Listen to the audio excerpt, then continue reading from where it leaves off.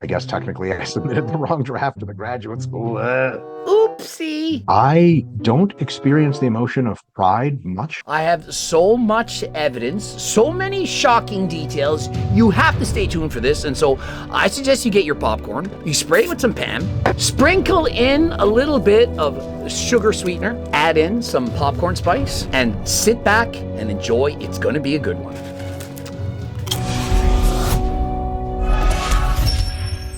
Coach Greg in Chapter 2 of the Israel Files, and boy, did this just get interesting. I'm talking about lawsuits, talking about the cover-up, and was that in fact the final draft, or was that just him getting started, his first draft only? And so Mike's friend, it's a boy, he goes by the name of Dr. Milo Wolf, also has a PhD. You know, he's just like Mike. And so Milo Wolf is going to go on a tangent about how it doesn't matter the prestige of the university, how that's not a big deal. Perhaps maybe easier for you to graduate from. And so remember, in this video, they're going to try to bedazzle you, bamboozle you. Play bamboozle. And say that Solomon, well, he's clearly biased. I mean, he couldn't do a fair representation. The man doesn't like Mike, and so he's clearly biased. Does anyone know how Milo Wolf got a YouTube channel with over 100,000 followers? Do you think maybe it's because of Mike? And so Mike gave him this platform. Mike made him a person that some people listen to. And so is Wolf maybe slightly biased in his own right? The video has gone viral, pulling in over 700,000 views in just a few days. And so that video now has over 1 million views in 4 days. It's gone viral. The university is now threatening to potentially sue him. And someone I know contacted the professor, wrote him and said, "Can I get the final draft? I want to see what's going on." How could anyone believe that a university would pass such a thesis, that this would actually be the final draft? I mean, it's so bad. How would anyone think that we would have allowed this to pass? Well, because it's presented on the university's website and it says this is his final thesis. Well, because that's the paper that's presented. Are we supposed to think, oh, there's no way that they would have accepted this? The average person doesn't know. How many people have read this? I know of two, my friend's wife and Solomon. And they both read the exact same draft, and she read it months ago. And so they're saying that Solomon somehow cherry-picked the problems in his thesis, that they're considering legal action. How's that going to work? And so why do you think they're considering legal action? Because that university looks bad. Why would you want to go to that university? I mean, if they could make such an egregious error to show the wrong paper, what else could they be doing wrong? And so apparently they're doing an investigation to find out how the wrong draft could have been published. Yeah, how's that going to end? Does anyone trust that they're going to do the right thing, or that perhaps there's a cover-up? For context, Mike hasn't even watched Solomon's video. He doesn't respond to this kind of content as a matter of principle. What does that tell you about Mike? He hasn't even watched the video. He won't even give it any acknowledgement. If I didn't read it, it didn't happen. I'm going to live in my own bubble. Solomon can say all these points, which, I mean, if you read the paper, they're valid. He doesn't want to address it. Wouldn't you want to know what people are saying? I mean, if you have the wrong draft, if you made those many errors, wouldn't you want to know what's going on so that you can address it? And why is this video on Dr. Milo Wolf's channel and not on Dr. Mike's channel? Is it because he knows it'll get fewer views on this low-level YouTuber than Dr. Mike's channel? Are they trying to downplay it? Perhaps in a week, it will go away. Mr. Mike Israel, I don't experience the emotion of pride much. I don't experience the emotion of pride much. I'm both on a raw IQ scale smarter than almost every coach, maybe every coach. All the stuff I do and accomplish, I'm kind of like, oh, that's the thing that happened. I guess what's next or something like that. And I know more about physiology, body responses, etc. than they do. I don't experience the emotion of pride much. You are presuming you know more than me about the thing I'm one of the top experts in the world in. Pride much. There's a very high probability that I'm much better at making fun of people than you are. But here's the kicker. The version Solomon reviewed wasn't even the final dissertation. It was an earlier draft, the kind of draft examiners send back with corrections, which means half of his biggest gotchas don't even appear in the version Mike actually graduated with. And so let's talk about this. I do believe that Milo Wolf's main critique is that Solomon got the wrong copy. He got the first draft, not the final. And so all those mistakes, the 200 plus spelling mistakes, grammar mistakes, and so on, the wrong graphs, the wrong this, the wrong that, plus instead of minus, the incorrect presentation of information, graphs, and so on, that it's just a wrong draft. Now, even if that's true, who would make such an incredibly poor first draft? I mean, do you not read that draft? Like, did not a single person look through it? Did he not write those words? A simple spell check would have corrected perhaps 100 plus mistakes. And so it's not even worth your time to do the basics on the first draft. And if it was the first draft, perhaps you guys aren't very educated. When you have a first draft and then a second draft and a third draft, why are you saving the first draft once you've made all the corrections and changes? Are you not going to move on to the second and the third? And so why keep the beginner round of information? And then imagine this. Mike Israetel then submits the wrong paper to the university to post. If you spent 8 years in university to get a PhD, do you really think that you're going to be so careless to send the wrong copy to the university? Something that's ingrained on the internet that anyone can read since 2012. What are the odds of this? I mean, 1 in a million? I mean, did I not make a shirt for this? And so, what do you think is more likely? Now, he's saying he got the wrong draft. Solomon went on the university, same as my friend's wife, and they got what was presented. It's not their fault. Now, you're saying that wasn't the final draft. Okay. Why, at 8 minutes and 51 timestamp, it says, you can see that the revision by ETSU was done on the 3rd of October, 2025. You all know the meme from Mean Girls from October 3rd? On October 3rd, he asked me what day it was. It's October 3rd. Is this a coincidence? Is Mike, in fact, a mean girl? Or is it Milo? And so the people are writing, wonder if this is going to get edited out. Good catch. OMG, ha ha ha. Revision was done today. And so on that final draft that was finished in 2012, is it possible, perhaps more than a 1 in a million chance, that they took some form of a first draft, call it what you will, and they changed some of the mistakes today? I mean, it's been doctored, it's been changed, it's been altered.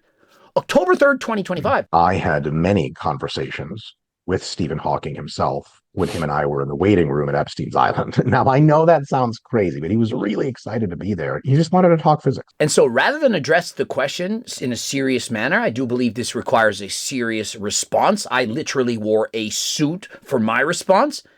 Let's joke about Stephen Hawking's and being on Epstein Island. Did Hawkins deserve that? Like, really?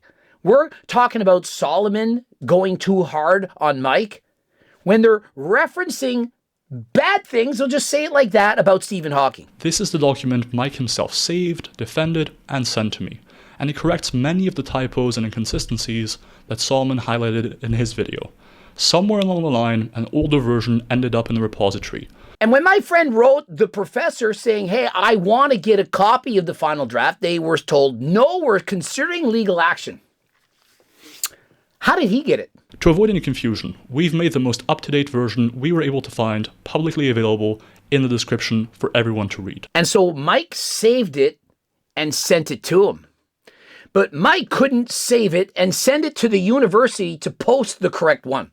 Instead of sending his final draft that he perhaps worked an entire year on, he sent him the first draft that he didn't even run through spell check. Somewhere along the line, an older version ended up in the repository, through no one's fault in particular, and that appears to be the version Solomon accessed. Somehow an older version ended in there. It's just by mistake. Did y'all buy this? Given the PhD is now over 12 years old, the paper trail isn't perfect. But one thing is certain. The document Solomon reacted to was not the latest version that was actually examined and passed. And so why did you edit it then? If it was already done by Dr. Mike back in 2012, why has the finished copy been edited today? Why did you work on this draft today? I guess this is the final draft. We now know Solomon was looking at an accidentally uploaded incorrect rough draft. An accidentally uploaded incorrect rough draft. Accidentally uploaded incorrect rough draft. What are the odds of this? Has this ever happened again? Has this ever happened in the history of university that this has ever happened? Is that the university that you would want to go to? Where they accidentally upload the wrong draft? I don't blame him for going hard on it because he has every reasonable idea to think this was the final draft. It wasn't. We have the final draft now in the link. I got to give credit to Mike. He's taking this like a man. He's saying Solomon had every right to go hard on it. That's the draft that he was presented, and so he reacted to it accordingly. He's not saying I'm mad at him. He's not saying I'm going to sue him. He's saying, hey, that was the draft that he saw, and based on what he saw, well, he's kind of right. But they're saying this is not his final draft. But yet we have evidence that this draft was edited today. And so, where is the truth? Is it somewhere in the middle? And so, this is my opinion on lawsuits. If anyone should be sued, is it not the university being sued by Mike for them posting the incorrect thesis for his PhD? Isn't that the problem? How could you sue Solomon for reacting to what he was presented? That's the research that he saw. That is the thesis. How did he do anything wrong? I mean, imagine if I went to the theaters and I watched a movie and it sucked. It was horrible. And then I went and made a review. Later come to find out that that was the first draft for the movie. That it didn't have in all the edits, that it was incorrect and the actors' lines were incorrect. And you're going to sue the person who reviewed the movie? Hey, you posted it! Does that make sense? Are we now on the same page? Greg Doucette might actually reach billionaire status with this drama. You must be talking about Greg Douche. And look who chimes in. Good old Jeff Nippard. And what does Jeff write? Perhaps he's going to be on Mike Isertel's side. I mean, wouldn't you expect that? Let's see. Bro was out here adding semicolons to Mike's rough draft from 13 years ago, thinking he did something. Do you really think that Jeff Nippard should be throwing stones while living in a glass house? Jeff, you didn't see the first draft. You certainly didn't read it. You didn't watch Solomon's video because you were too busy doing je ne sais quoi. I went to Google Scholar. It says, at the request of the author, the PhD is removed. So it's not actually uploaded. Other than that, this video looks exactly as I expected. Downplaying the critiques, pushing the blame on the system, and minor lying. Waiting for him to throw personal insults at Solomon now. That's not a neutral review.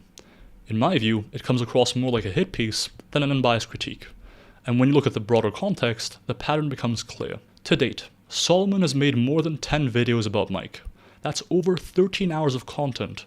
And so you're saying that Solomon can't critique the thesis that he read because he's biased, because he gets more views on Mike Isertel videos than other videos, but that you can. Why do you have a YouTube channel?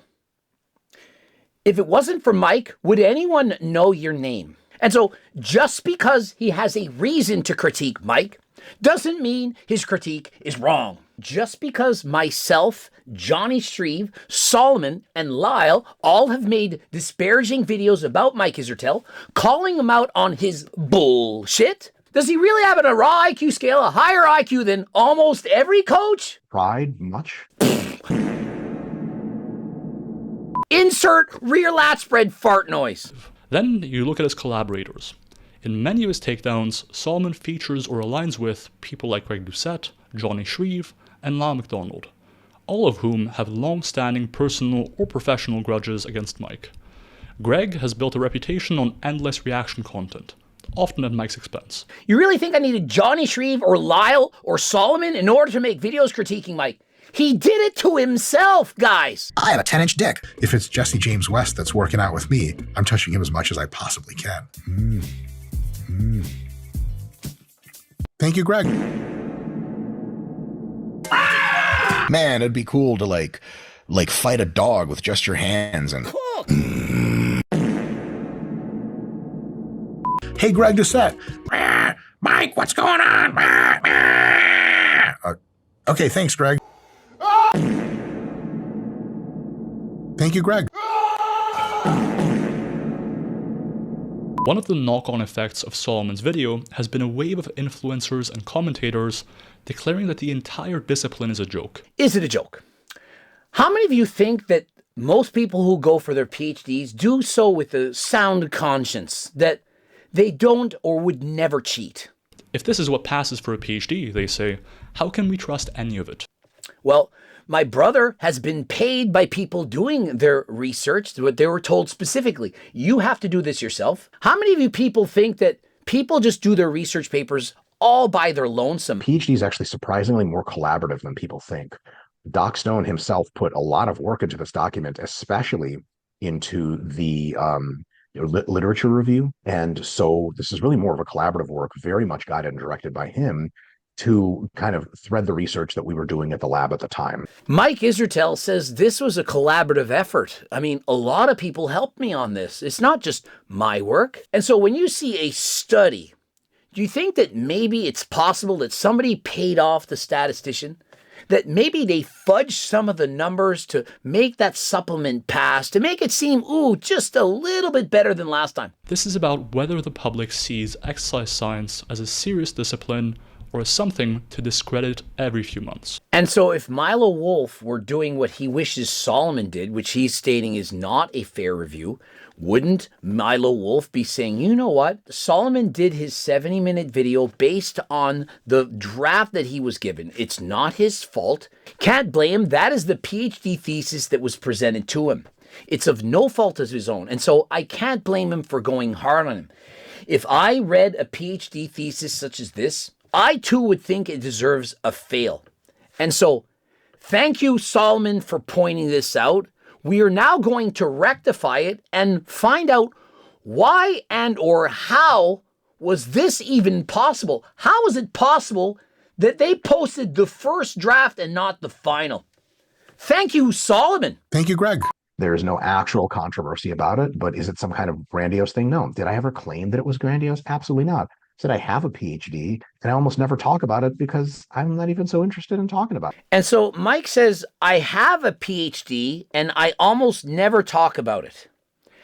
Have you ever seen him make a video where he doesn't mention that he's a doctor, which is what you get when you have a PhD? It's Dr. Mike. Hey folks, Dr. Mike here. Hey folks, Dr. Mike here for RP Strength. Dr. Mike here. Dr. Mike here for RP Strength. Don't experience the emotion of pride much. Dr. Mike here. Hey folks, Dr. Mike here, and I'm here with Dr. Milo Wolf, the inventor. I guess technically I submitted the wrong draft to the graduate school. Oopsie. It's a big oops. And so I'm certain that Mike Israetel and even Milo Wolf should appreciate that many people are going to be skeptical of this. I mean, y'all are skeptical when I do natty or nots on certain individuals. If I say they're natural or they're not, you're saying, where's the burden of proof? Do you have his blood work? Do you have him failing a drug test? How are you saying bro is natural? Look at that amazing transformation. I'm going to say, well, I saw the blood work, the lie detector test. I'm going with the evidence that's presented. And so based on the evidence, based on the fact that this first draft, final draft, I don't know, based on the fact that that's what people saw when they went to download it, I've got to say it's still looking bad for Mike. Now, if it comes down the road that there was a flaw, can Mike sue the university? Can the university sue Solomon? I don't think anyone's suing anyone. This is ridiculous. You're suing people for having an opinion on whether or not your paper deserved to get a PhD or not? This is ridiculous. And so that's been, being rectified now. But yeah, my PhD was as Jared Feather likes to say, 100% fine, which is a euphemism for it happened. And so I do believe the main problem was that Mike Isertel was not on G-Focus Limitless when he submitted that first draft. I mean, if he had have taken this, not only would there have been zero mistakes, he would have been more razor sharp, honed in, he would have been able to think better than last time. He would have had more cognitive awareness. He wouldn't have made these errors. And so if you're interested in G-Focus Limitless, click the link in the description, code Greg 15% off. And you guys know this is where you get Ajuga Turkistanica from Uzbekistan. It's legit. And use code SECO for 50% off of the protein bars, the most delicious ones to date. You gotta try them. Subscribe. Click the bell button, comment to boost the algorithm. Be sure to tune in for episode 3 in the series Netflix documentary. We're going to cover everything harder than last time. And of course, you can get Cookbook 3.1. I promise to you that it's not the first draft, it's the final draft. I wouldn't sell you the first draft. That would be a huge mistake. Who would do that? And for coaching, if you want to be coached by Coach Greg, click the link and apply right now. And until next time, I am out. Correlations work correctly, I'll explain how to detail, and the tables are consistent with conclusions. Now what? The supposed doctors collapse the slightest student. So when someone tells us this dissertation so riddled with errors, it should fail. He's not critiquing the same document that examiners reviewed. He's critiquing an earlier draft while presenting it as flawed. And that's whether it's intentional or not. Chapter 4, copy paste and APA errors. Now let's talk about the low-hanging fruit. 4 line words, citation style, inconsistencies, and repeated sections. Yes, my dissertation still contains some methods in the later. I'll go down to a few APA references, mainly references. Since sections of methods that were copy-pasted word for word cross chapters. Solomon frames this as laziness. But anyone who's been through the core process knows this is normal. Even in public journals, you'll find these spell documents, page numbers further on, or reference lists of errors. These things suffer. They're annoying, but they don't really invalidate science. After all, you can still find sources. And repeated methods, that's not carelessness. It's invention. In a multi-site dissertation, each chapter is designed to stand on its own, often in a format that eventually published as a paper. That means the methods are presented consistently across chapters, sometimes repeated almost verbatim. In fact, I was explicitly advised to do the same during my teaching. Examiners often use this teaching in separate settings. Repetition with context supports clarity. It's a feature, not a law. Think of it as a book. Each chapter might start with, quickly delve into 180 degrees. It's repeated not because the author is lazy, but because the same question applies to each one. The same logic holds in dissertation compares multiple poems members off the same ethic code. So again, the critique isn't wrong, the text is repetitive. It's wrong, but what a repetition means. So I asked Mike, one other thing Solomon brings up in his video is the level of detail or specific polishing of the dissertation work. There's typos, mistakes in formatting, sometimes copy paste methods. Looking back now, do you wish you polished those sorts of details more? Formatting, the reference list, repeated methods, or do you think those critiques sort of miss the point, or what PhD really got? We know Solomon was looking at an accidentally uploaded incorrect rough draft. So I'll say this, I don't blame him for going hard on it because he has every reasonable idea to think this was the final draft. It wasn't the final draft. Details more. Formatting, the reference list.